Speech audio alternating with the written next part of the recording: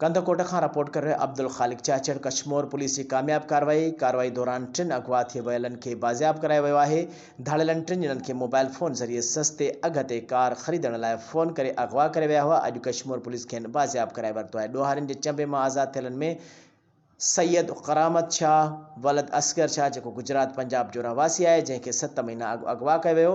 मोहम्मद अरशद वलद बशीर अमन जो मंडी बहाउद्दीन ज़िले पंजाब जो रहायशी है, जैसे 8 महीना अगवा किया वो। गुलाम रसूल वलद खुश मोहम्मद जट जो ज़िले वेहाड़ी पंजाब जो रहवासी है, जैसे 8 महीना अगवा किया वो। घेलपुर थाने के हद में कच्चे वाले इलाके में पुलिस कुछ इतला ते कार्रवाई करे 3 ॼणनि खे आज़ाद कराए वरितो आहे। पुलिस ऐं धाड़ियलनि विच में फायरिंग जी ॾेवट थी, जंहिं बाद जवाबदार 3 मुखबियुनि खे छॾे कच्चे तरफ़ फरार थी विया। कश्मीर पुलिस जे इलाइक़े खे कड़ो चाढ़े सर्च ऑपरेशन हिन वक़्त ताईं जारी आहे। कश्मीर पुलिस मुखबियुनि खे बाहिफ़ाज़त वारसनि हवाले कयो वियो।